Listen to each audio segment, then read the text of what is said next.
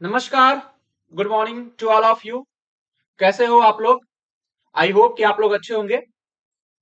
आज का ये सेशन बीएससी थर्ड सेमेस्टर बच्चे जिनको फिजिक्स की अपनी पढ़ाई कर रहे हैं, उनके लिए बहुत जरूरी होने वाला है, क्योंकि आज हम यूनिट नंबर 7, यहाँ पे 6 लिखा हुआ है, लेकिन यहाँ पे हम यूनिट नंबर 7 सातवां जो यूनिट है जिसका नाम है पोलराइजेशन, उसका हम टॉप 25 एमसीक्यूज यहाँ पे करने वाले हैं। पोलराइजेशन क्या होता है, ये आप लोग कैसे होता है, इसके अंदर क्या क्या सारी चीजें होती हैं, ये सारी चीजें आप लोग यहाँ पे पढ़ के आए हो अपने क्लास के अंदर। ठीक है, यहाँ पे मुझे बार बार चीजें बताने की जरूरत नहीं है, क्योंकि आई होप कि आप लोग अपने क्लास के अंदर इस चैप्टर को अच्छे से पढ़े होगे।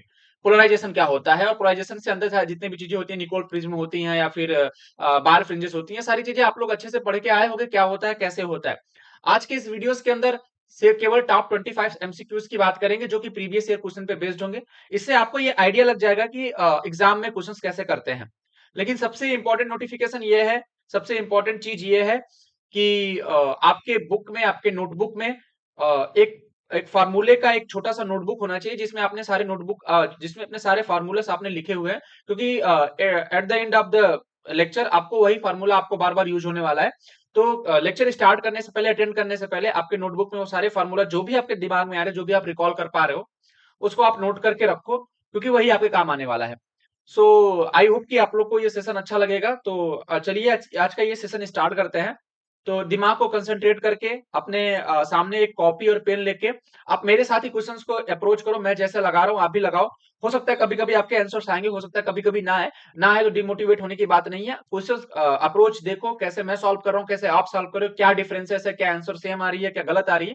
क्योंकि ये आपका एमसीक्यूज जो सेमेस्टर है वो एमसीक्यूज पैटर्न पे होने वाला है अगर, तो आप लोग को क्वेश्चंस में बोलते हैं ना, गलती की प्रोबेबिलिटी बहुत कम हो जाती है। आप गलत करने पे आपके सीधे मार्क्स कट जाएंगे। कोई स्टेप मार्किंग का बीच का इशू, आपका स्टेप मार्किंग वाला सिस्टम नहीं होगा ना, क्योंकि जो बच्चे थ्योरेटिकली लिखते हैं उनमें कुछ अगर गलत लिख देते हैं तो कुछ स्टेप मार्किंग दे देते हैं, लेकिन ऐसा एमसीक्यूज वाले बेस में नहीं होता। आपको स्टेप मार्किंग नहीं दी जाती। अगर आपने ऑप्शन गलत लगाए तो आपका पूरा का पूरा मार्क्स कटेगा। तो बहुत केयरफुली आपको क्वेश्चंस को करना पड़ेगा, क्वेश्चन को ध्यान से रीड करना पड़ेगा। जब आप क्वेश्चन को ध्यान से रीड करेंगे तो आपको समझ में आएगा कि क्वेश्चन के अंदर लिखा क्या है और क्वेश्चन हमसे पूछना क्या चाह रहा है। अगर आप रेडी हो, आई होप कि आप लोग रेडी होंगे, तो इस सेशन को स्टार्ट करते हैं। ठीक है। जैसा कि आपके स्क्रीन पे आपको ये पहला क्वेश्चन दिख रहा है, और क्वेश्चन ये है, मैं पढ़ता हूँ। हिंदी में मैं क्वेश्चन नहीं लिखवाना जरूरी समझता था, क्योंकि आप लोग थर्ड सेमेस्टर के बच्चे हो। आपका इंग्लिश का कोई लैंग्वेज का कोई बैरियर नहीं होगा। मैं हिंदी में चीजें बता दूंगा। आप उसको, अगर आप हिंदी वाले बच्चे, अगर आप ज्यादा ज्यादा हिंदी समझते हो तो भी आपके लिए ये चीजें मैं आसान कर दूंगा। ठीक है। तो पहला क्वेश्चन है कि the critical angle of a certain medium is sine inverse 3/5। Critical angle आपका जो है वो कितना है, साइन इनवर्स 3/5 है। तो पूछ रहा है कि पोलराइजेशन एंगल उस मीडियम का क्या होगा। किसी मीडियम का क्रिटिकल एंगल दिया है साइन इनवर्स 3/5। ठीक है। और पूछ रहा है कि polarisation angle of the medium क्या होगा। सबसे पहले क्रिटिकल एंगल पता होना चाहिए। क्रिटिकल एंगल वो एंगल होता है, एंगल ऑफ इंसिडेंट होता है। आपतित आपतित वह आपतित कोण होता है जिस जिस जिस कोण पे लाइट क्या कर जाती है, 100% क्या कर जाती है, रिफ्लेक्ट कर जाती है। ठीक है, 100% क्या कर जाती है, रिफ्लेक्शन कर जाती है किसी मीडियम से। तो उसे क्या बोलते हैं, क्रिटिकल एंगल बोलते हैं। और ये क्रिटिकल एंगल दिया है, यहाँ पे जो क्वेश्चन दिया है उसको नोट करते हैं। क्रिटिकल एंगल सी बराबर कितना दिया है, सी बराबर दिया है साइन इनवर्स, आई होप कि ये आप लोग को विजिबल होगा, बड़ा मैं लिख रहा हूँ, साइन इनवर्स 3/5। अगर क्रिटिकल एंगल को मैं सी से रिप्रेजेंट करूं तो सी इक्वल टू दिया है साइन इनवर्स 3/5। अब पूछ रहा है कि पोलराइजेशन एंगल क्या होगा।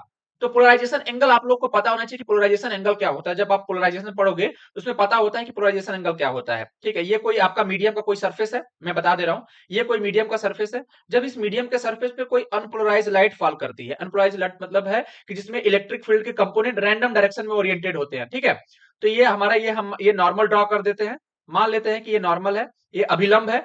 इस पे कोई लाइट अगर इंसिडेंट कर रही है, ये आपका अनपोलराइज लाइट है, जिसमें इलेक्ट्रिक फील्ड के कंपोनेंट रैंडम डायरेक्शन में, कोई परपेंडिकुलर दो प्लेन है जिसको मैं डॉट से दिखा रहा हूं, कोई पैरेलल टू द प्लेन है इस कागज पे जिसको मैं ऐसे एरो से दिखा रहा हूं पैरेलल, कोई परपेंडिकुलर, इसमें दोनों कंपोनेंट है, परपेंडिकुलर टू द प्लेन और पैरेलल टू द प्लेन, ऐसे कोई अनपोलराइज लाइट है, वो किसी एंगल पे गिर रही। मान लो ये एंगल पोलराइजेशन एंगल है, इसको आईपी से रिप्रेजेंट कर रहे हैं। मान लो वो नॉर्मल के साथ एक एंगल जिसको हम आईपी रिप्रेजेंट करें, इसी को पोलराइजेशन एंगल बोल रहे हैं। अगर उस एंगल पे गिरती है तो क्या होती है, उस लाइट का जो रिफ्लेक्टेड वाला भाग होता है वो क्या होता है, टोटली पोलराइज होता है, और जो ट्रांसमिटेड वाला भाग होता है वो पार्सली पोलराइज होता है। यही होता है हमारा पोलराइजेशन एंगल। तो जब अनपोलराइज लाइट किसी मीडियम के सरफेस से नॉर्मल से किसी किसी स्पेसिफिक एंगल पे गिरती है, उस एंगल पे गिरने के बाद जब लाइट जो रिफ्लेक्टेड लाइट होती है टोटली पोलराइज हो जाती है और आपका जो ट्रांसमिटेड लाइट होती है वो पार्सली पोलराइज हो जाती है। तो इस तरीके के एंगल को हम पोलराइजेशन एंगल बोलते हैं।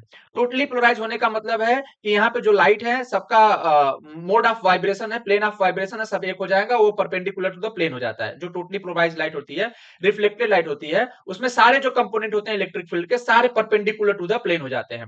और जो पार्सली पोलराइज होती है उसमें कुछ परपेंडिकुलर टू द प्लेन होते हैं और कुछ पैरेलल टू द प्लेन होते हैं, कुछ परपेंडिकुलर टू द प्लेन, कुछ पैरेलल टू द प्लेन। तो जो ट्रांसमिटेड लाइट होती है वो पार्सली पोलराइज होती है, लेकिन जो आपका रिफ्लेक्टेड लाइट होती है आपका वो क्या हो जाती है, वो टोटली पोलराइज होती है। वो कब होती है, जब लाइट किसी पर्टिकुलर एंगल पे गिरती है और उसी एंगल को हम बोलते हैं पोलराइजेशन एंगल। तो क्या रिलेशन होता है, उस पोलराइजेशन एंगल को आईपी से रिप्रेजेंट करते हैं, एंगल ऑफ पोलराइजेशन है। तो इसमें और आपका क्रिटिकल एंगल में क्या रिलेशन होता है, एक अच्छा सा रिलेशन होता है कि हमारा tan आईपी जो होता है, tan आईपी जो होता है वो होता है 1/sin c, यानी क्रिटिकल एंगल का साइन। अगर आपको पता होगा तो आप आईपी की वैल्यू निकाल लोगे, पोलराइजेशन एंगल की वैल्यू निकाल लोगे। तो यहां से आपको सीधे क्लियर है कि अगर c equal to sine inverse 3/5 है तो आप साइन को उधर भेज दोगे तो उधर मिल जाएगा साइन c की वैल्यू आपको मिल जाएगी 3/5। साइन c की वैल्यू मिल गई 3/5, उठा के इसमें पुट कर दोगे, सीधे से आपका आंसर आ जाएगा tan आईपी। ये फार्मूला आपको पता होना चाहिए, क्रिटिकल एंगल पोलराइजेशन एंगल में क्या रिलेशन है, 1 इक्वल टू 1/3/5। 5 ऊपर गया तो क्या आ जाएगा ये आपका tan IP equal to 5/3। tan IP आपको मिल जाएगा 5/3। अब आपको ऑप्शन दिख भी रहा होगा कि यहां से पोलराइजेशन एंगल जो आईपी की वैल्यू आ जाएगी वो आपकी आ जाएगी tan इनवर्स आपका 5/3। ठीक है, तो इसमें से देखो कौन सा ऑप्शन सही है, ऑप्शन आपका ऑप्शन नंबर बी आपका राइट आंसर है। तो ये आपका फार्मूला आपके दिमाग में होना चाहिए कि अगर पोलराइजेशन एंगल दिया है और क्रिटिकल एंगल दिया है तो कैसे आप निकाल सकते हो। और एक एक नियम यहीं पे और जान लो, एक होता है ब्रेविस्टर्स लॉ, जो आपको आने वाले आपके प्रॉब्लम्स में काम देगा, और ब्रेविस्टर्स लॉ भी इसी फार्मूले से आता है। ठीक है, ब्रेविस्टर्स लॉ वो क्या कहता है कि अगर किसी मीडियम का रिफ्रैक्टिव इंडेक्स पता करना है तो जो पोलराइजेशन एंगल का tan लोगे, tan आईपी, जो पोलराइजेशन एंगल का tan लोगे ना, वो क्या आता है, वो आपका ये आपका μ2/μ1 के बराबर होता है। अगर मान ले कि जो लाइट जहां से आ रही है उसका रिफ्रैक्टिव इंडेक्स μ1 है और जहां पे जा रही दूसरे दूसरे मीडियम का रिफ्रैक्टिव इंडेक्स μ2 है, तो जो पोलराइजेशन एंगल का tan लोगे ना वो क्या होता है, μ2/μ1 के बराबर होता है। ठीक है, अगर पहला मीडियम एयर हो जाएगा तो μ1 की वैल्यू 1 रख दोगे तो tan आईपी की वैल्यू μ2 हो जाएगी। μ2 मतलब जिस जिस मीडियम में लाइट हमारी क्या कर रही है, ट्रांसमिट कर रही है। तो ये ब्रेविस्टर्स लॉ होता है। ब्रेविस्टर्स लॉ भी आपको पता होना चाहिए कि पोलराइजेशन एंगल का जो tan होता है वो रिफ्रैक्टिव इंडेक्स के मीडियम की रिलेटिव रिफ्रैक्टिव इंडेक्स के बराबर होता है। ठीक है, तो ये क्वेश्चन से दो क्वेश्चन, ये इस क्वेश्चन से दो टॉपिक आपके क्लियर हुए, एक ब्रेविस्टर्स लॉ और एक का कि साइन आपके क्रिटिकल एंगल और पोलराइजेशन एंगल में क्या रिलेशन होता है। ठीक है, तो पहले का option number B is the right answer. देखो, अब दूसरा क्वेश्चन भी बहुत इंपॉर्टेंट है क्योंकि ये क्वेश्चन जो है ये आपके एक लॉ है, उस लॉ को बोलते हैं मॉलुसस लॉ। मॉलुसस लॉ पे ये आपका क्वेश्चन बेस्ड है।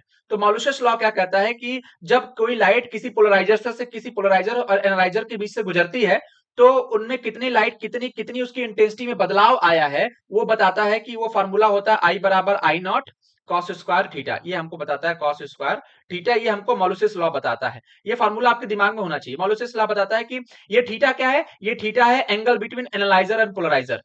Analyser and polariser, analyser and polariser. अब आपको ये पूछोगे कि सर ये एनालाइजर और पोलराइजर क्या होता है, इसके लिए आपको क्लास करनी जरूरी होगी। ठीक है, यूट्यूब पे मेरे लेक्चर्स पड़े होंगे, आप लोग वहां पे देख सकते हो कि एनालाइजर और पोलराइजर के मैंने वहां पे अच्छे से समझाया है कि एनालाइजर और पोलराइजर क्या होता है। ठीक है, तो अल्टीमेट एनालाइजर क्या होता है, मैं थोड़ा सा हिंट दे रहा हूं कि ये सारे निकोल प्रिज्म्स होते हैं। अब आप पूछोगे सर निकोल प्रिज्म क्या होता है, अगर आप पूरा नहीं पढ़े होगे तो निकोल प्रिज्म में भी एक बायफ्रिंजेस होते हैं।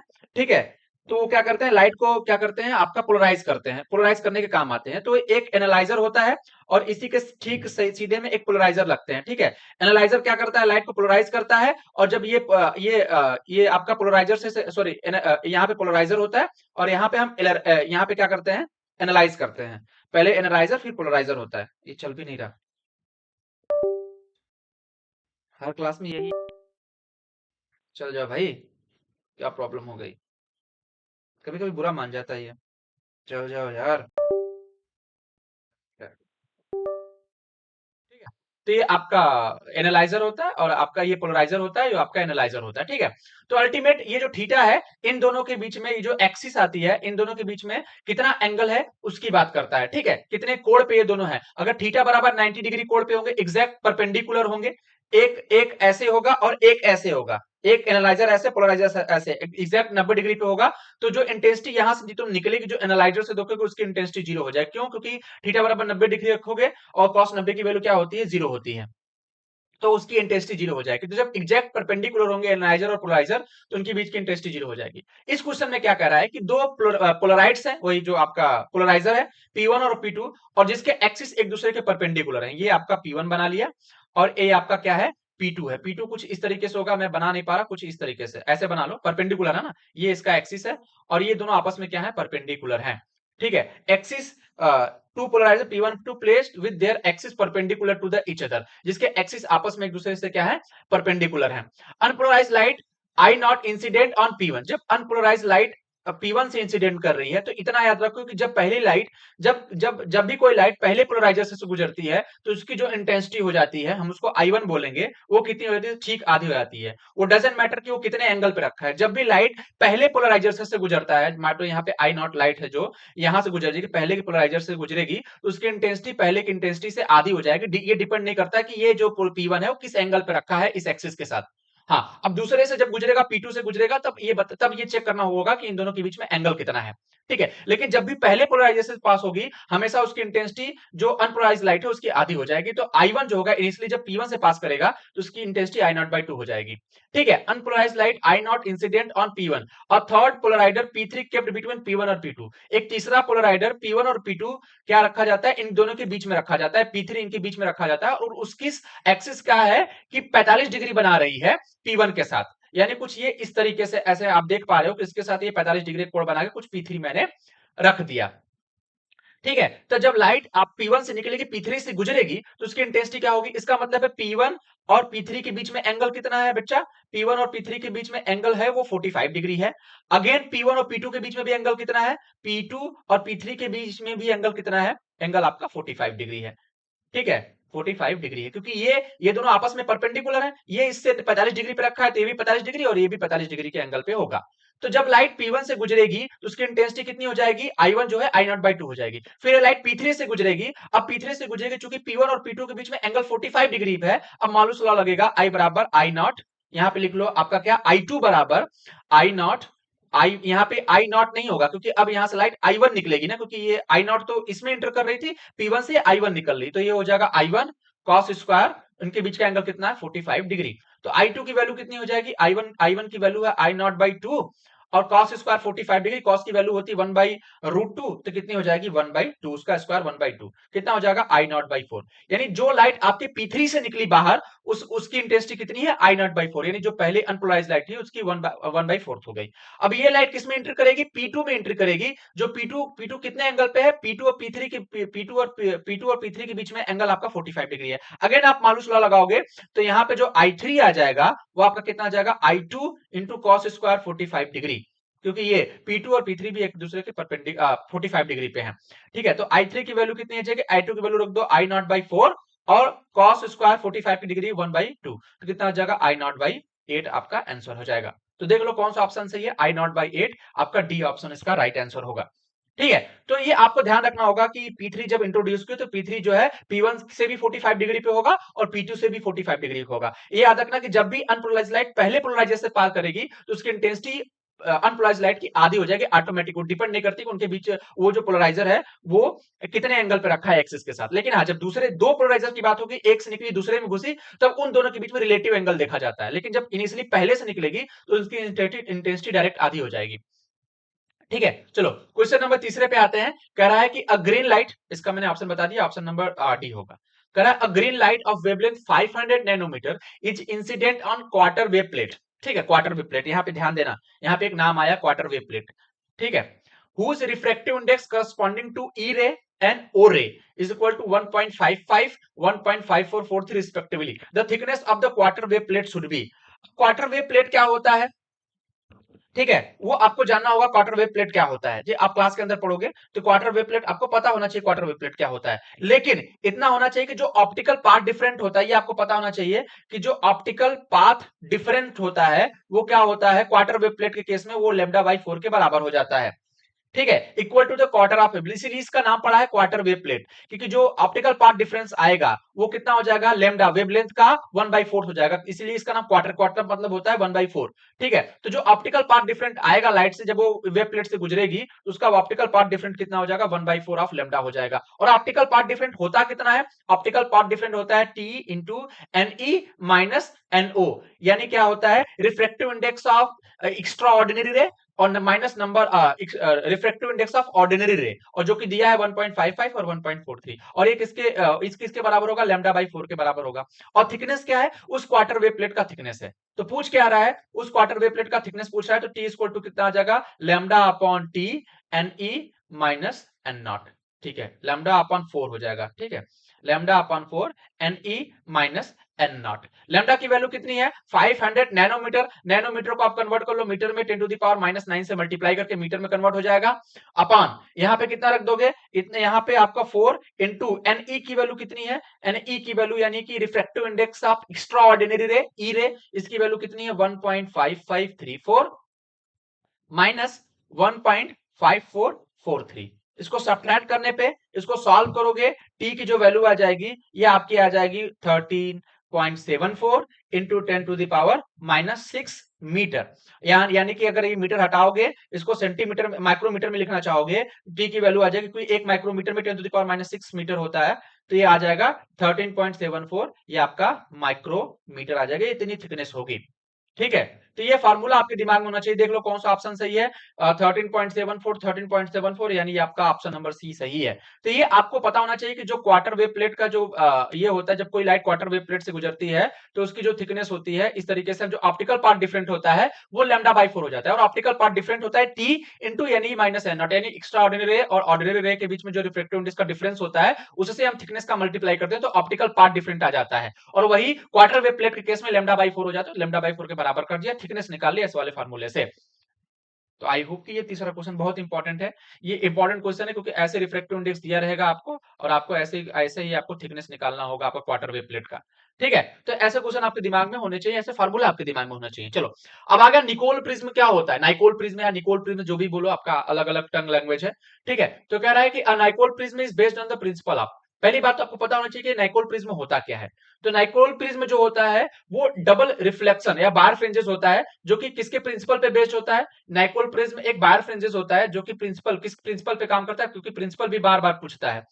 नाइकोल प्रिज्म किस प्रिंसिपल पे काम करता है, जो इसका प्रिंसिपल होता है, एक तो होता है हमारा क्या, एक होता है हमारा डबल रिफ्लेक्शन पे, DOBLE, डबल रिफ्रैक्शन पे, डबल रिफ्रैक्शन पे, और हमारा क्या होता है टोटल इंटरनल रिफ्लेक्शन पे, TIR।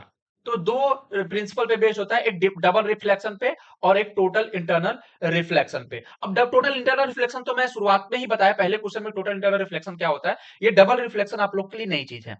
डबल रिफ्लेक्शन क्या होता है कि जब अनपोलराइज लाइट, ध्यान से सुनना, लिखने नहीं जाऊंगा, जब अनपोलराइज लाइट किसी ऐसे मटेरियल में जिसको बार फ्रिंजेस मटेरियल बोलते हैं, जैसे नाइकोल प्रिज्म हो गया, कैलाकाइट क्रिस्टल हो गया, जब इसमें एंट्री करता है तो उसको दो पार्ट में स्प्लिट कर देता है, एक को बोलते हैं ऑर्डिनरी रे और एक को बोलते हैं एक्स्ट्रा ऑर्डिनरी रे। यानी कि जब हमारा क्या होता है, जब हमारी अनपोलराइज लाइट को, ये जो नाइकोल प्रिज्म होता है, इससे जब अनपोलराइज लाइट पास करती है, इसको दो पार्ट में ये स्प्लिट कर देता है, किसमें, एक ई रे जिसको बोलते हैं एक्स्ट्रा ऑर्डिनरी रे, और एक बोलते हैं हमारा क्या, ओ रे, यानी ऑर्डिनरी रे।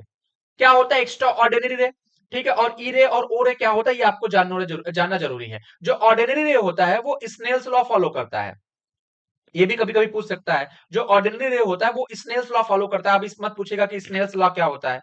ठीक है, स्नेल्स लॉ फॉलो करता है, और extra ordinary ray does not follow the Snell's law. ठीक है, does not follow Snell's law. जो एक्स्ट्रा ऑर्डिनरी रे है वो स्नेल्स लॉ फॉलो नहीं करती, डज नॉट फॉलो स्नेल्स, ठीक है, ये स्नेल्स लॉ फॉलो नहीं करती है।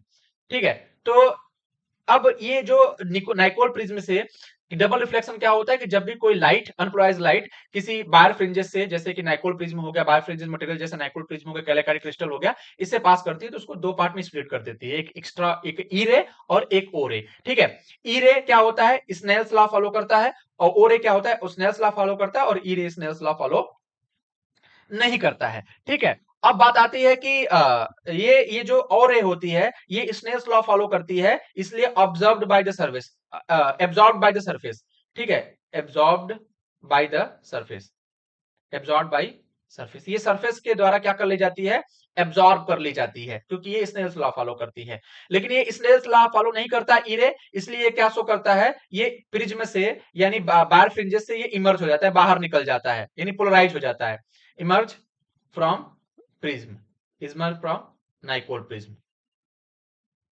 ठीक है। तो जब हमारा नाइपोल प्रिज्म से जब लाइट पास होती है, अनपोलराइज्ड लाइट पास होती है, तो उसको दो पार्ट में स्प्लिट करता है, ओ रे और ई रे। क्योंकि ओ रे स्नेल्स लॉ फॉलो करती है तो वो सरफेस के द्वारा एब्जॉर्ब हो जाती है, लेकिन जो स्नेल्स लॉ नहीं फॉलो करती, एक्सटर्नल रे, वो पोलराइज होकर क्या करती है, नाइपोल प्रिज्म के थ्रू निकल जाती है, ठीक है। तो ये नाइपोल प्रिज्म होता है, तो किसके प्रिंसिपल पे बेस्ड होता है, प्रिंसिपल ऑफ डबल रिफ्लेक्शन। और यहाँ पे टीआईआर ना दिया, टोटल इंटरनल रिफ्लेक्शन नहीं दिया, तो ये भी एक प्रिंसिपल पे इसमें भी चलता है, क्योंकि यहाँ पे स्नेल्स लॉ फॉलो करने की वजह से यहाँ पे टीआईआर हो जाता है, टोटल इंटरनल रिफ्लेक्शन हो जाता है, जिसकी वजह से ये ऑब्जॉर्ब हो जाता है सरफेस पे। ई रे स्नेल्स लॉ फॉलो नहीं करती, इसलिए वहां पे टीआईआर नहीं होता, टोटल इंटरनल रिफ्लेक्शन नहीं होता, इसलिए वो बाहर निकल जाती है आपके नाइकोल प्रिज्म से, ठीक है। तो चौथा क्वेश्चन में एक एक चीज पे फोकस करके चल रहा हूं, ठीक है, आपके चीजें कॉन्सेप्ट भी क्लियर होता चला जाएगा। पांचवा क्या है, the difference between light wave and sound wave is based on the which of the following phenomena. देखो ये तो जब आप पोलराइजेशन पढ़ोगे तो पहला क्वेश्चन ये आता है कि पोलराइजेशन से हम क्या समझ पाते हैं। पोलराइजेशन से हम ये समझ पाते हैं कि जैसे पहले लाइट को हम क्या मानते थे, लाइट को एक हम क्या मानते थे, लॉन्गिट्यूडनल वेव मान के चलते थे। लेकिन लाइट जब पोलराइजेशन शो करने लगी तो ये क्लियर हुआ कि लाइट जो है पोलराइजेशन तभी करोगी जब वो ट्रांसवर्स इन नेचर होगा, ठीक है। तो ट्रांसवर्स नेचर और लॉन्गिट्यूडनल नेचर, ट्रांसवर्स नेचर जो कि लाइट का नेचर होता है और लॉन्गिट्यूडनल नेचर जो कि साउंड वेव का नेचर होता है, इनको डिफरेंशिएट करने के लिए ही आपका पोलराइजेशन का मतलब समझ में आता है। तो इनके नेचर को डिफरेंस करने के लिए हमको क्या पता करना होता है कि वो कौन सा वो पोलराइज हो रहे हैं कि नहीं। अगर कोई भी वेव अगर पोलराइज हो गई दैट मींस कि वो ट्रांसवर्स इन नेचर है, ठीक है, उसके जो वाइब्रेशन है वो परपेंडिकुलर टू द प्लेन है। और कोई अगर वे पोलराइज नहीं हुई, इसका मतलब है कि वो साउंड वेव है, वो आपका लॉन्गिट्यूडनल वेव है, इसका मतलब उसके जो वाइब्रेशन है वो पैरेलल टू द प्लेन है, ठीक है। तो इसका मतलब है कि difference between light wave and sound wave हम किसके बेस पे करते हैं, वो पोलराइजेशन के बेस पे ही करते हैं, ठीक है। चलो अगेन अगेन ये मॉलुसस लॉ पे आ गया। A sheet of polaroid is placed on the top of another identical sheet and their axis are make 30 degree to each other, ठीक है। दो पोलराइड्स हैं, ठीक है, वो एक दूसरे के पास टॉप पे ऐसे रखे हुए हैं जो कि 30 डिग्री एंगल पे हैं। तो हम ऐसे दिखा रहे हैं कि ये पहला नंबर पोलराइड है P1 और P2 क्या है, P2 ऐसे कुछ 30 डिग्री के एंगल पे, ये 30 डिग्री, इन दोनों के बीच में आपस में कितना एंगल है, इसके और एक्सिस में, ये मान लो पहला पोलराइड हम एक्सिस से दिखा रहे हैं और ये दूसरा पोलराइडर है, इनके बीच का एंगल कितना है, 30 डिग्री है। ऐसे ये P2 है, एक्सिस से दिखा रहा है, ठीक है।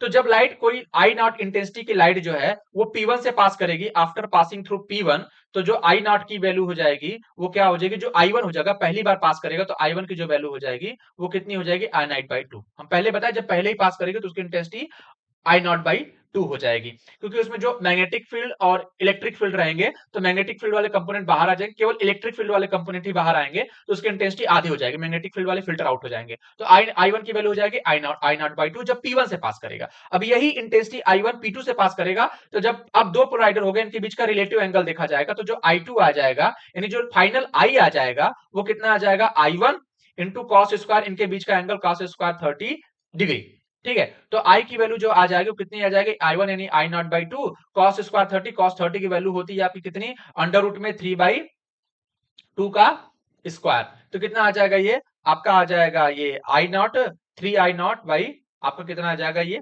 2 दूना 4 दूना 8, 3/3I0/8 हो जाएगा। अब दोनों का आप पूछ रहा है कि I बाई आई नॉट की वैल्यू कितनी हो जाएगी, तो इन दोनों को डिवाइड कर दो, इन दोनों को डिवाइड कर दो, तो आपकी वैल्यू कितनी आ जाएगी, I बाई आई नॉट की वैल्यू जो आ जाएगी, I बाई आई नॉट की जो वैल्यू आ जाएगी वो आपकी कितनी आ जाएगी, 3/8, ठीक है। आई होप कि ये आंसर सही होगा ना, ठीक है। ये कितना आ जाएगा आई, तो यहां से इसको इधर भेज दो, तो आई नॉट को इधर भेज दो, तो आई बाई आई नॉट की वैल्यू जो आ जाएगी 3/8 आ जाएगी, ठीक है। तो 3/8 आपका कौन सा ऑप्शन है, option number C is the right answer है। तो आपके दिमाग में अगर मॉलुसस लॉ पता होना चाहिए क्या होता है, वो मॉलुसस लॉ से एक क्वेश्चन श्योर है आएगा, वो आपके दिमाग में होना चाहिए, ठीक है। सातवें क्वेश्चन पे आते हैं। In a plane polarised beam of light, if the vibration are parallel to the plane of paper, they are represented as, ठीक है। In plane polarised light, in plane polarized beam of light, if the vibration are parallel to the plane of paper, they are represented. अगर अगर कोई देखो हम बताते थे ना कि जब लाइट अनपोलराइज्ड लाइट किसी पोलराइजेशन एंगल पे फॉल करती है तो क्या होती है, जो उसकी रिफ्लेक्टेड लाइट होती है वो क्या हो जाती है, पूरी तरीके से पोलराइज हो जाती है, जो इस तरीके से परपेंडिकुलर टू द प्लेन दिखती है, और जो पैरेलल टू द प्लेन होती है उसको हम ऐसे एरो से दिखाते हैं।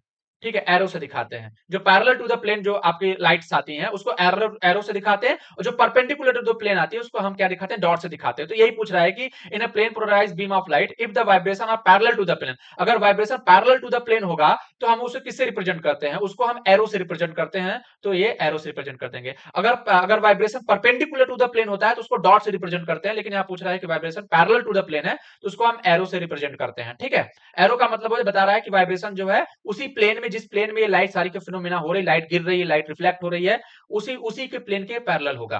ठीक है, सातवां क्वेश्चन बहुत इजी है। ठीक है, इसमें कुछ बताने की जरूरत नहीं है।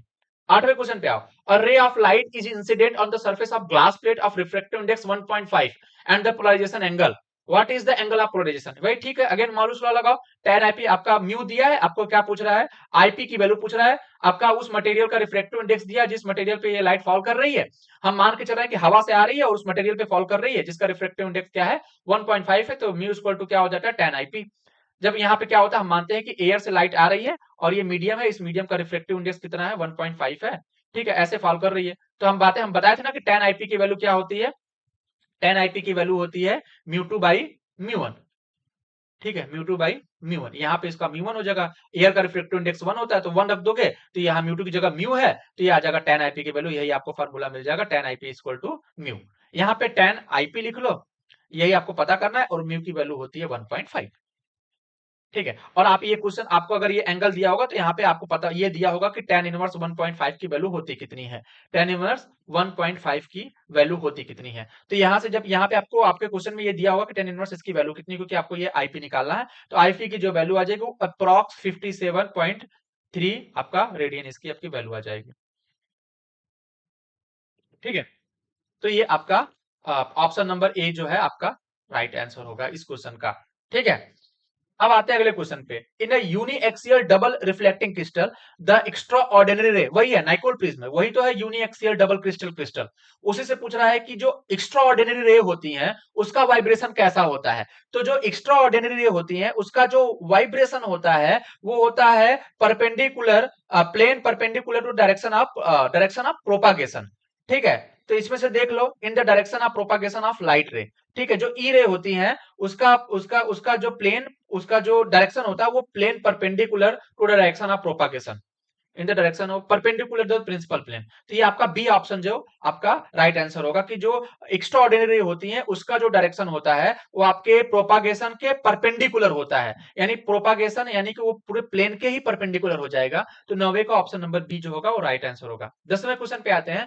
इन Nicol prism, Nicol prism the ray eliminated by total internal reflection, Nicol prism में जो light total internal reflection follow करती है वो कौन सी होती है। नाइकोल प्रिज्म से क्या करती है, लाइट दो पार्ट में स्प्लिट करती है, ऑर्डिनरी और एक्स्ट्रा ऑर्डिनरी रे। अभी बता क्या है, ऑर्डिनरी रे जो स्नेल्स लॉ फॉलो करती है, एक्स्ट्रा ऑर्डिनरी रे जो स्नेल्स लॉ नहीं फॉलो करती है। जो स्नेल्स लॉ फॉलो करती है वही टीआईआर दिखाती है, टोटल इंटरनल रिफ्लेक्शन दिखाती है। इसका मतलब है कि ऑर्डिनरी रे ही हमारा क्या करता है, हमारा टोटल इंटरनल रिफ्लेक्शन दिखाता है नाइकोल प्रिज्म के अंदर। ठीक है, अगले अगले क्वेश्चन पे आते हैं, 11वें क्वेश्चन पे। Nicol prism based to use, Nicol prism का हम किस मतलब किसकी तरह यूज करते हैं, पोलराइजर एनालाइजर, सी है polariser and analyser both, and D है क्या, नन ऑफ द अबव। तो हम बताया ना नाइकोल प्रिज्म को हम पोलराइजर की तरह भी बिहेव कर सकते हैं और एनालाइजर की तरह भी हम उसको ट्रीट कर सकते हैं। तो इसका ऑप्शन होगा सी, बोथ पोलराइजर एंड एनालाइजर की तरह हम इसको क्या करते हैं, ट्रीट करते हैं। ठीक है, अगले क्वेश्चन पे आते हैं 12वां। When a polariser and analyser are perpendicular to the each other then the intensity of emergent beam will be. देखो, पोलराइजर और एनालाइजर वो दूसरे क्या है, एक दूसरे के परपेंडिकुलर है, एक दूसरे के परपेंडिकुलर है। ठीक है, जब कोई अनपोलराइज्ड लाइट आई नॉट यहां से फॉल करेगी तो जब P1 से निकलेगी तो P1 से निकलते ही उसकी जो इंटेंसिटी हो जाएगी, ये जो लाइट यहां से निकलेगी उसकी इंटेंसिटी हो जाएगी I1 equal to I naught by 2। लेकिन अब जब इससे गुजरेगी तो इनके दोनों के बीच का एंगल देखा जाएगा। अब इनके दोनों के बीच का एंगल है 90 डिग्री। अब यहाँ पे लगेगा मालूस लॉ, आई बराबर आई नॉट, यानी आई नॉट की जगह यहाँ पे I1 रखोगे, कॉस स्क्वायर थीटा अब थीटा की वैल्यू 90 डिग्री है, cos 90 की वैल्यू 0 होती है, तो इंटेंसिटी जो हो जाएगी यहाँ पे I2 की जो वैल्यू हो जाएगी वो हमारी कितनी हो जाएगी, 0 हो जाएगी। यानी इस जब एनालाइजर से निकलेगा, यहां से जब निकलेगा तो उसकी इंटेंसिटी कितनी हो जाएगी, I2 की वैल्यू 0 हो जाएगी। यहां से I1 निकला और ये I1 इसमें एंटर किया तो I2 की वैल्यू 0 हो जाएगी, तो ये आपका 0 हो जाएगा। Option number C will be the right answer. ठीक है, आगे आते हैं। Half wave plate introduces a further phase difference of. Half wave plate क्या करता है, कितना का फेज डिफरेंस प्रोड्यूस करता है। ठीक है, हाफ वे प्लेट जो क्या करता है, वो पाई डिग्री रेडियन का क्या करता है, आपका फेज डिफरेंस प्रोड्यूस करता है। ठीक है, जो रे आती है उसमें क्या करता है, वो पाई डिग्री फेज शिफ्ट डाल देता है ना, यही हाफ वे प्लेट का काम भी होता है। ठीक है, बिटवीन ई रे किसके बीच में डालता है, ई रे और ओ रे के बीच में, एक्स्ट्रा ऑर्डिनरी रे और ऑर्डिनरी रे के बीच में हमारा हाफ वे प्लेट क्या करता है, पाई डिग्री का फेज शिफ्ट, ये पाई डिग्री रेडियन का ये क्या करता है, फेज शिफ्ट डाल देता है। पाई रेडियन का ये फेज शिफ्ट इंट्रोड्यूस करा देता है ई रे और ओ रे के बीच में। ठीक है, आगे आते हैं 14वें क्वेश्चन पे। If the plane polarized light falls normally on quarter wave plate making an angle 45 degree with the optical axis, then the emergent light will be। कह रहा है कि जब एक plane polarise light quarter wave plate पे fall कर रही है, नॉर्मली फॉल कर रही है, जो कि 45 डिग्री एंगल बना रहा ऑप्टिकल एक्सिस से क्वार्टर वेव प्लेट, तो कह रहा है कि जो लाइट होगी वो कैसी होगी, प्लेन पोलराइज होगी, सर्कुलर पोलराइज होगी या एलिप्टिकल पोलराइज होगी। ठीक है, जब हमारा लाइट जो है वो क्या करती है, 90 डिग्री पे क्या करती है, जब हमारा 45 डिग्री पे लाइट हमारी क्या करती है, आपकी क्वार्टर वेव प्लेट पे फॉल करती है, तो हमारी वो लाइट जो होती है वो सर्कुलरली पोलराइज हो जाती है।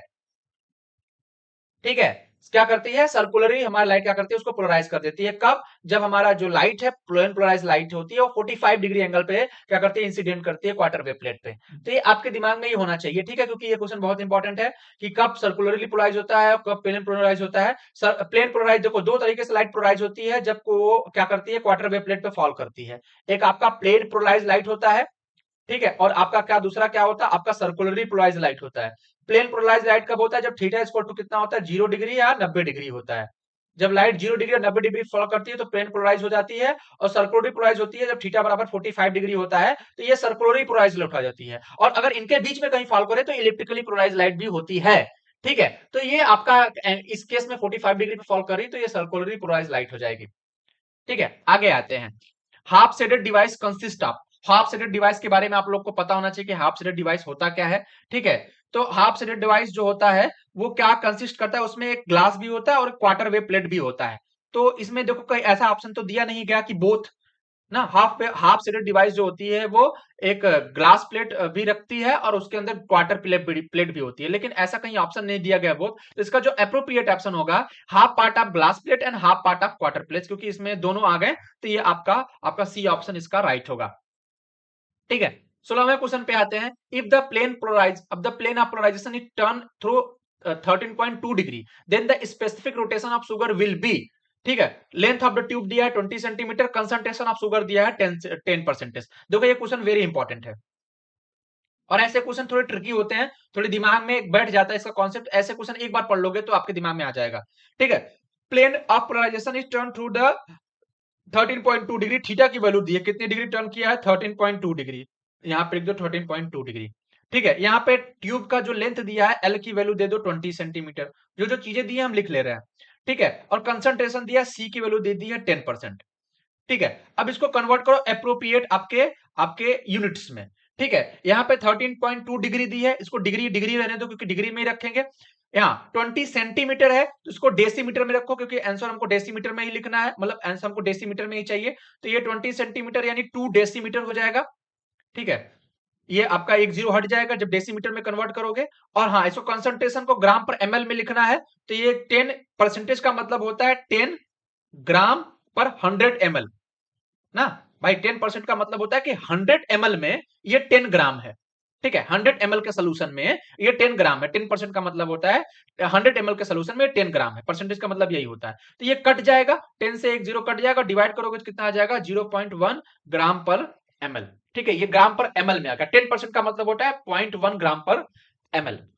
ठीक है, तो ये आपका यहां से सारी चीजें मिल गई। अब हमारा क्या होता है, जो स्पेसिफिक रोटेशन होता है, ऑप्टिकल जो रोटेशन होता है, उसका फार्मूला होता है ऑप्टिकल रोटेशन, ROTATION, ठीक है। ऑप्टिकल जो रोटेशन होता है उसकी वैल्यू होती है जिसको हम थीटा से रिप्रेजेंट करते हैं, ठीक है। यहाँ पे थीटा लिख दो, थीटा इक्वल टू लिख दो अल्फा एल और सी।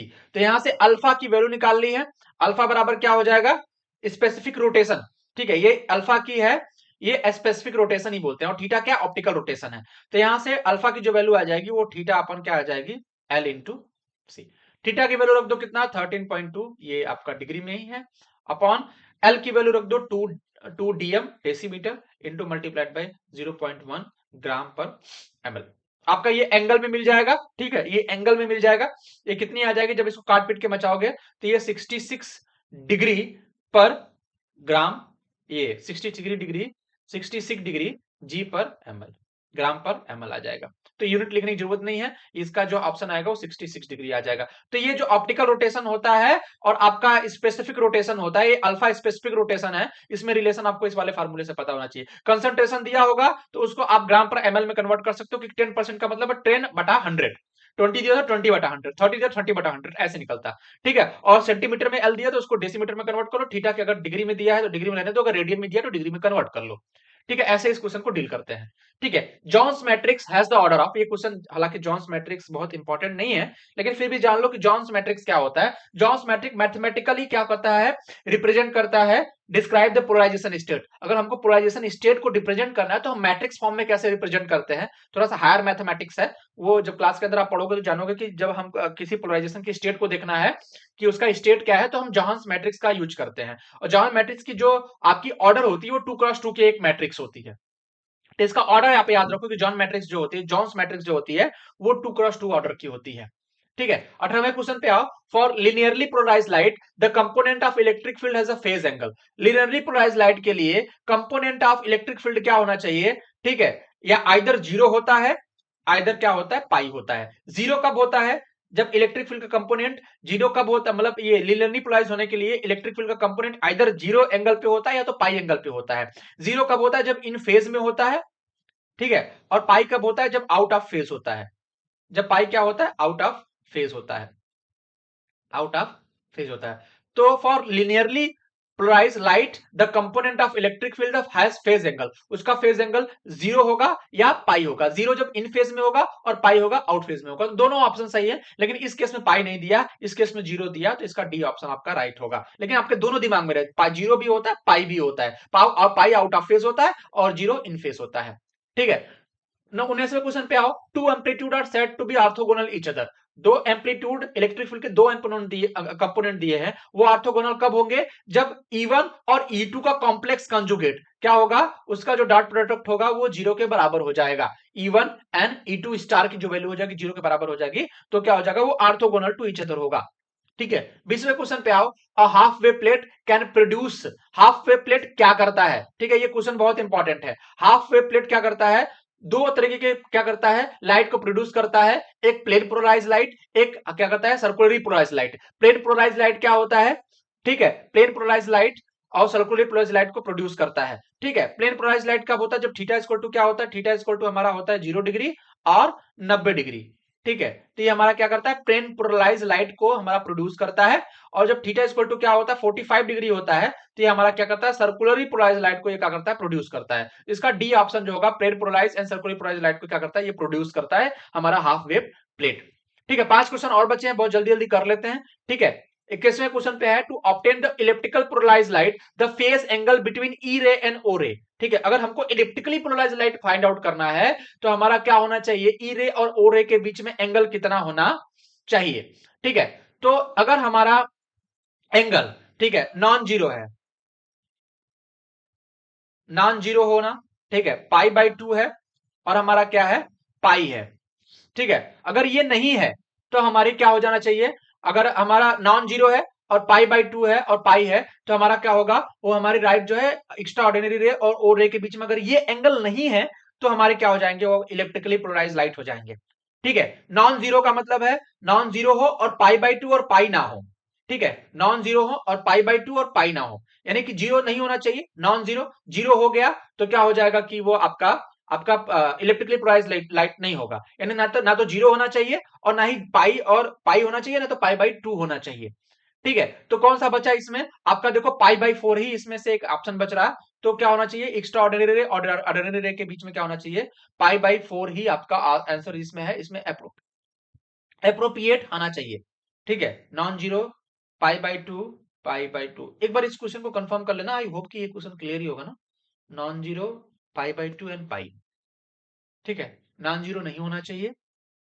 ठीक है, अगर नॉन जीरो नहीं होना चाहिए, यानी कि हाँ पाई बाई 4 ही होगा, पाई बाई 4 मतलब।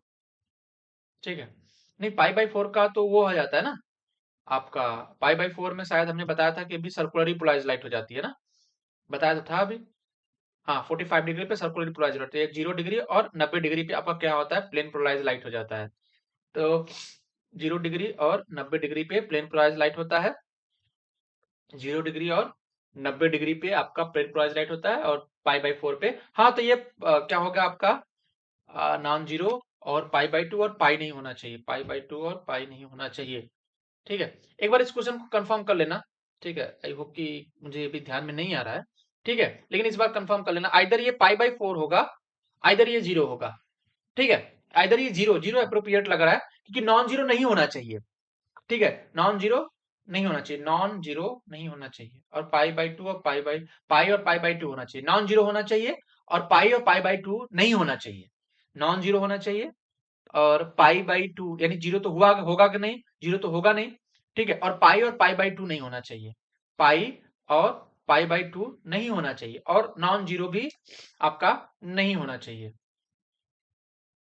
तो यही यही ऑप्शन बच रहा है, आई होप क्लियर होगा, इसको एक बार चेक कर लेना आप लोग। ठीक है, 22वें क्वेश्चन पे आते हैं। Jones matrix for the left handed circular polarised light. John matrix जो होता है, अगेन ये सब सारी चीजें आपको क्लास के अंदर बहुत बड़ी बड़ी इसके मैट्रिक्स बनते हैं, आपको पता होना चाहिए कि जॉन मैट्रिक्स जो होता है, ये आपका circular left handed circular polarised light के लिए वो आपका क्या हो जाता है, 1/√2, ये 1/I हो जाता है, ये left handed circular polarised light के लिए हो जाता है। ठीक है, तो इसमें क्वेश्चन पे आते हैं, और Nicol prism is the based on the principle of. Nicol prism किस प्रिंसिपल पे बेस्ड होता है, अगेन ये साथ क्वेश्चन रिपीट हो गया, डबल रिफ्लेक्शन पे बेस्ड होता है। ठीक है, 24 क्वेश्चन पे आते हैं। A sugar solution in a tube length is 2 decimetre produces optical rotation of 12 degree. ठीक है, एक सुगर सोल्यूशन है किसी ट्यूब में, 2 डेसीमीटर का क्या करता है, 2 डेसीमीटर उसका लेंथ है, यानी L इक्वल टू 2 डेसीमीटर है। जैसा मैंने अभी इसका एक क्वेश्चन लगाया था, 2 डेसीमीटर है, और वो ऑप्टिकल रोटेशन, यानी कि ऑप्टिकल रोटेशन थीटा बराबर कितना प्रोड्यूस कर रहा है, 12 डिग्री ऑप्टिकल रोटेशन प्रोड्यूस कर रहा है। Then the sugar solution is halved of the initial concentration. मान लो कि पहले उसका कंसंट्रेशन सी था, बाद में जो सी डैश हुआ उसकी वैल्यू कितनी हो जाएगी, इनिशियल की हाफ हो गई। if the dilute one half at the initial concentration, if the dilute solution is contained in another tube of length। अब जो है हम L की वैल्यू भी चेंज कर दे रहे हैं, 3 डेसीमीटर ले रहे हैं, तो पूछ रहा है कितना ऑप्टिकल रोटेशन, यानी थीटा डैश की वैल्यू कितनी हो जाएगी। तो सबसे पहले इस वाले फार्मूले से आपको पता होता है कि जो ऑप्टिकल रोटेशन होता है, theta equal to alpha into L into C के बराबर होता है। यहां से आप क्या निकाल सकते हो, यहां से आप अल्फा की वैल्यू निकाल सकते हो, क्या, थीटा अपन एल इंटू, क्या निकाल सकते हो, थीटा अपन एल इंटू सी, जो ये कंसंट्रेशन सी मान लो। तो यहां से थीटा की वैल्यू कितनी है, थीटा की वैल्यू 12 डिग्री है, एल की वैल्यू डेसीमीटर में, जो डेसीमीटर में रखने की जरूरत है, 2 रख दो, और यहाँ का कर दो, यहाँ पे इसकी सी की वैल्यू रख दो। ठीक है, तो ये हो जाएगा 6/c, इसकी वैल्यू आ जाएगी, अल्फा की वैल्यू। अब यहाँ पे जब आप लेंथ की, ट्यूब की लेंथ 3 डेसीमीटर कर दोगे और कंसेंट्रेशन इनिशियल का आधा कर दोगे, तो इस केस में जो थीटा डैश आ जाएगा वो कितना आ जाएगा, alpha times of L times, क्योंकि अल्फा नहीं, ऑप्टिकल स्पेसिफिक रोटेशन है वो चेंज नहीं होने वाला है। ठीक है, वो उसकी प्रॉपर्टी पे डिपेंड करता है, ये हो जाएगा एल डैश और यहाँ पे कंसंट्रेशन सी डैश। ठीक है, अल्फा की वैल्यू रख दो 6/c इंटू एल डैश की वैल्यू रख दो 3 आपका डेसीमीटर, और सी डैश की वैल्यू रख दो c/2। तो यहाँ से क्या हो जाएगा, यहाँ पे 2 तिहाई 6, 3 से 3 कट जाएगा, 2 से 3 कट जाएगा, यहाँ पे c से c कट जाएगा, थीटा डैश की वैल्यू जो आ जाएगी वो 9 डिग्री आपकी आंसर आ जाएगी। काट पीट देखोगे तो 9 डिग्री आपका ऑप्शन नंबर जो है ए आपका राइट आंसर हो जाएगा। ठीक है, ये अल्फा नहीं चेंज होता, जब ये इस अल्फा प्रॉपर्टी होती है सोल्यूशन की, अल्फा नहीं चेंज होता। ठीक है, 25वें क्वेश्चन पे और लास्ट क्वेश्चन है कि polar molecule are the molecule. Polar molecule ऐसे मॉलिक्यूल होते हैं जिनका परमानेंट डायपोल मोमेंट होता है। ठीक है, पोलर मॉलिक्यूल ऐसे मॉलिक्यूल होते हैं जिनका परमानेंट इलेक्ट्रिक डायपोल मोमेंट होता है। ठीक है, तो इसका option number A is the right answer. तो ये आपके 25 पोलराइजेशन के चैप्टर से 25 आपके इंपॉर्टेंट क्वेश्चन थे, और फार्मूला जो जो मैंने बताया इसी फार्मूले के अंदर से क्वेश्चन आएगा, इससे बाहर कुछ नहीं आने वाला, कॉन्सेप्ट भी एग्जैक्ट यही रहेगा, बस हो सकता है क्वेश्चंस के न्यूमेरिकल वैल्यू चेंज कर दें, बाकी और कुछ चेंज नहीं होने वाला। ठीक है। इसके बाद जब मैं लेक्चर लूंगा तो वो जो आपका वो टॉप 25 एमसीक्यूज होंगे आपके यूनिट नंबर 6 से, जो कि आपका डायाफ्रैक्शन है। उसके बाद एक चैप्टर चैप्टर और बचेगा लेजर से, और बहुत जल्दी उसको 1-2 दिन के अंदर ही बहुत जल्दी हम उसको पूरा कराने की कोशिश करेंगे। ठीक है। तो आई होप कि आज का ये लेक्चर सीरीज आप लोग के लिए समझ में आया होगा, आप लोग को अच्छा लगा होगा। अगर अच्छा लगा होगा तो सेशन को लाइक करिएगा और शेयर जरूर करिएगा, और अपने दोस्तों को बताइएगा कि अगर अभी तक कुछ नहीं पढ़ा है तो ये अगर एमसीक्यूज बेस्ड पे उनका एग्जाम है तो अभी से ये 25 क्वेश्चन करके जाओगे तो आपके दिमाग में एक फार्मूला और एक कॉन्सेप्ट डेवलप हो जाएगा। जब आप क्वेश्चन लगाओगे तो आप फार्मूले में पुट करोगे, अगर आपने न्यूमेरिकल कैलकुलेशन सही कर लोगे तो आपके आंसर भी सही सही आ जाएंगे। ठीक है। तो चलते हैं, मिलते हैं फिर नेक्स्ट क्लास में। तब तक के लिए बच्चों बाय बाय, टेक केयर।